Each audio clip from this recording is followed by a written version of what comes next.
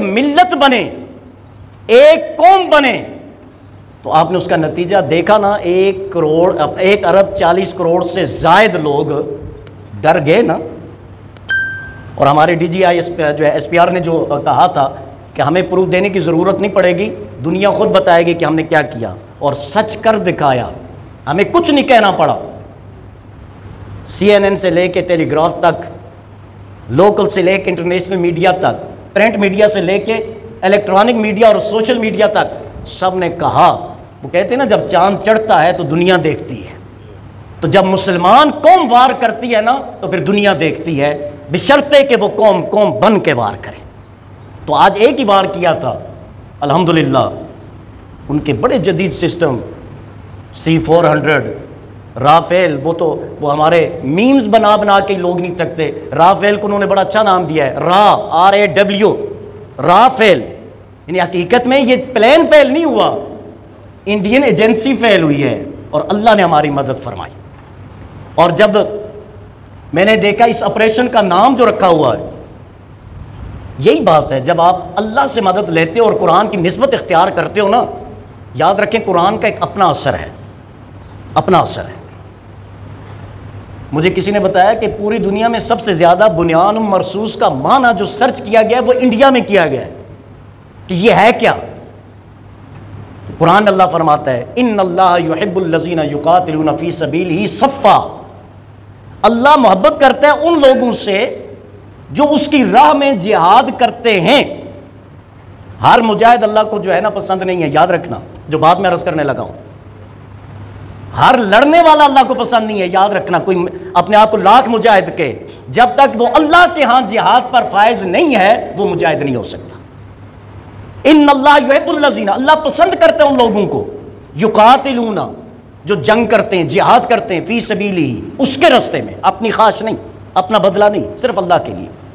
کرتے کیسے ہیں؟ صفا، صف در صف ہو کے، ایک کے پیچھے دوسرا۔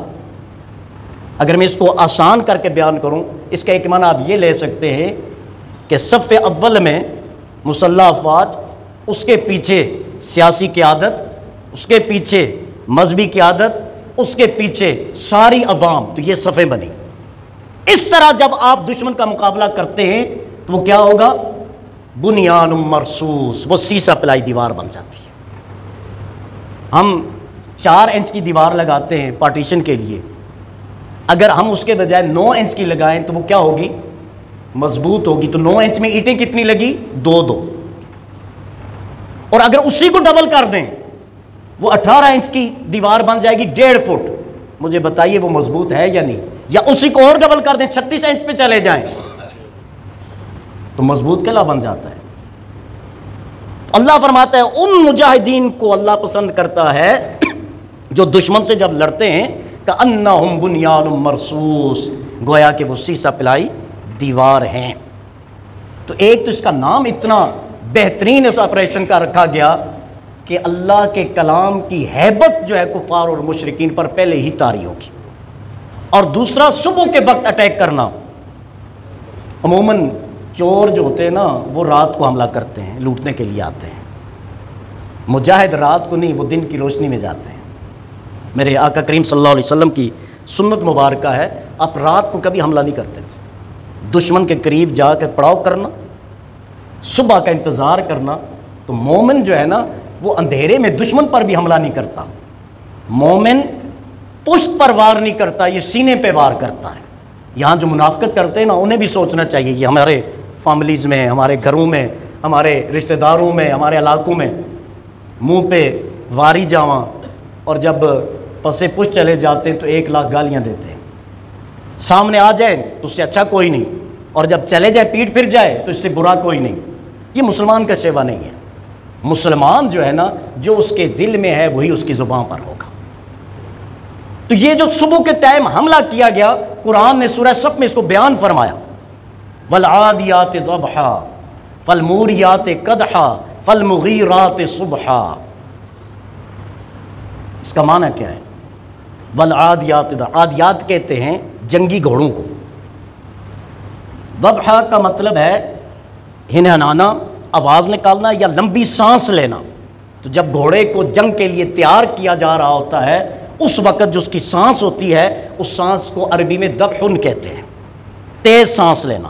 اللہ فرماتا ہے والعادیات ضبحا، مجھے قسم ہے ان گھوڑوں کی جو جنگ کی تیاری میں تیز تیز سانسیں لیتے ہیں۔ فالموریات قدحا، مجھے قسم ہے جنگی گھوڑوں کے سموں کی، ان نالوں کی جو گھوڑے کے سم پہ چڑھائی جاتی ہے، ان نالوں کی کہ جب وہ گھوڑے دوڑتے ہیں تو ان کے سموں سے آگ نکلتی ہے پتھروں سے ٹکرانے کی وجہ سے۔ فالمغیرات صبحا، مجھے قسم ہے ان جنگی گھوڑوں کی جو صبح کے وقت دشمن پر حملہ کرتے ہیں۔ تو اب ظاہر ہے اس وقت جنگیں گھوڑوں سے لڑی جاتی تھی، تو آج اگر ہم دیکھتے ہیں تو ہمارے توپ خانے اتنی چیزوں پر پورا اترتے ہیں، گویا میرا رب مدد کر رہا تھا اپنے بندوں کی کفار اور مشرکین کے مقابلے میں۔ تو یہاں بہت ساری چیزیں الحمدللہ اچھی ہوئی ہیں، کچھ لیسنز ہمارے لیے بھی لازمی ہیں۔ پہلی بات کہ جب قوم متحد ہو جاتی ہے تو بڑے سے بڑا طاقتور ملک بھی اسے فتح نہیں کر سکتا۔ تو معلوم ہوا 71 میں جو ہمارا نقصان ہوا وہ غیر کی وجہ سے نہیں، ہماری اپنی وجہ سے ہوا ہے، ہماری غلطیوں کی وجہ سے ہوا ہے، کیونکہ جب ہم متحد ہوتے ہیں تو پھر اللہ کے فضل اور مدد سے ہمیں کوئی دوسرا ہرا نہیں سکتا۔ تو پہلا یہ ہے کہ ہمیں اپنی غلطیوں کا اعتراف اور ان کی تلافی کرنی۔ دوسری چیز جو میرے ذہن میں آتی ہے، جو میں نے محسوس کیا اس دوران، ہمارے پاس دو محکمے ایسے ہیں جو ہر وقت لوگوں کے درمیان رہتے ہیں اپنے یونٹ کے حساب سے۔ ایک تو افواج پاکستان کی ان کی یونٹیں چامنیاں ہر جگہ پہ موجود ہیں، اور دوسرا مدارس اسلامیہ، یہ بھی ہر جگہ موجود ہوتے ہیں۔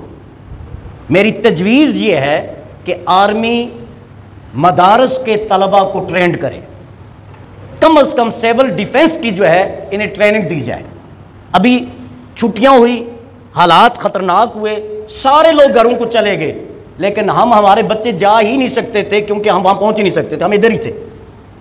تو جب ہم ادھر ہیں تو ہم کم از کم اپنے محلے، اپنے شہر، اپنے علاقے کے سیول ڈیفنس رضاکاروں کے طور پر اپنے آپ کو پیش کر سکتے ہیں۔ تو ہمیں اس حوالے سے جو ہے ہماری فوج، ہمارا سیول ڈیفنس کا محکمہ جو ہے وہ مدارس کے طلبہ کو ٹرینڈ کرے، کیونکہ جس طرح مسلح افواج ہماری سرحدوں پر پہرا دے گی، اسی طرح اس وطن کے دینی مدارس کے طلبہ شہر کے اندر رہ کر اپنی فوج کے دست و بازو بنیں گے، اور ہر قسم کے خطرے سے نپٹنے کے لیے وہ اپنی خدمات ہمیشہ جو ہے پیش کرتے رہیں گے اور پیش کرنا چاہتے ہیں۔ تو اس لیے ہمارے مدارس کے جو بچے ہیں انہیں جو ہے وہ ٹرینڈ کیا جائے، تاکہ سرحدوں پر اگر ہماری فوج لڑ رہی ہے تو شہر کے اندر ہمارے جو ہے طلبہ، اور میں صرف طلبہ کے لیے نہیں، طلبہ سے مراد ہمارے کالجز ہیں، ہماری یونیورسٹیز ہیں، ہمارے دیگر جتنے بھی جو ہے نوجوان ہیں۔ میں تو یہ بھی کہتا ہوں کہ ہمیں اسرائیل کی طرز پر ہر ایک کے لیے جو ہے آرمی کورس کو لازم کرنا چاہیے۔ مسلمان تو ہوتا ہی مجاہد ہے، تو ہمیں یہ چیزیں جو ہے وہ رکھنی چاہیے۔ دوسری بات کہ جب اتحاد قائم ہو جاتا ہے تو پھر اللہ تعالیٰ طاقت عطا فرما دیتے۔ آپ نے دیکھا نہیں ہمارے پاکستان اور آزاد کشمیر میں کیا کسی نے جو ہے زیادہ آٹا لینے کی کوشش کی ہے؟ حالت تو جنگ کی تھی نہیں، کیوں کہ ہمیں اپنی مسلح افواج پر یقین تھا، اور یقین ہمیں اس لیے ہوا کہ انہوں نے آ کے بتایا کہ ہم ریڈی ہیں آپ سے پرسکون رہیں۔ تو یہ وہ چیزیں ہیں جن کو ہم نے اپنے ذہن میں رکھنا ہے، اور آگے کے لیے میں بار دیگر یہ گزارش کروں گا کہ ڈیفنس کی جو ٹریننگ ہے، سیلف ڈیفنس، سیول ڈیفنس، اس کی ٹریننگ مدارس کے طلبہ اور شہر کے جتنے نوجوان ہیں ان کو دی جائے، تاکہ وقت آنے پر جو ہے ہمیں دونوں محاذ پر فوج کی طرف نہ دیکھنا ہو، ایک محاذ کو فوج لے اور دوسرا محاذ جو ہے عوام لے، تاکہ صحیح طریقے سے ہم دشمن کو جواب دے سکیں۔ آج وہی جو انڈین میڈیا اور وہ مودی صاحب جو ہے بار بار کہتے تھے ہم یہ کر دیں گے وہ کر دیں گے، تو آپ نے تقریر سنی نا، وہ کہہ رہے تھے پاکستان نے تو ہم پر ہی حملہ کر دیا۔ ہاں بھائی، پاکستان نے کیا ہے، اور آئندہ بھی ایسی حرکت کی تو دوبارہ اس سے سخت ترین جواب دیا جائے گا۔ کیوں؟ کیونکہ اس وقت فوج، سیاست، مذہب، عوام سارے کے سارے بحیثیت پاکستان آپ کے سامنے کھڑے ہیں۔ آپ نے اب کسی ایک سے نہیں، کم از کم 24 کروڑ سے اور وہ 24 کروڑ کو آپ یاد رکھنا ہمیشہ 10 سے ضرب دینا، جو قرآن نے ہمیں اصول بیان فرمایا ہے کہ تم میں سے ایک جو ہے نا وہ 10 پر بھاری ہے اللہ کے فضل اور احسان سے، تو 24 کروڑ کو 10 سے ضرب دے تو پھر دیکھ لیں کہ اتنا انڈیا اور بھی آ جائے نا، پاکستان کے سامنے انشاءاللہ نہیں ٹک سکے گا، بشرطے کہ ہماری محبت، ہمارا اتحاد، ہمارا اعتماد جو ہے وہ قائم اور دائم رہے۔ اللہ تعالیٰ پاکستان کی حفاظت فرمائے، مسلح افواج کی مدد اور حفاظت فرمائے، ہمیں اتفاق اور اتحاد عطا فرمائے، اور اللہ تعالیٰ ہمارے وطن کو کسی بھی قسم کی جو ہے بد نظمی اور جنگ سے محفوظ فرمائے۔ اللہ تعالیٰ ہم سب کا حامی و ناصر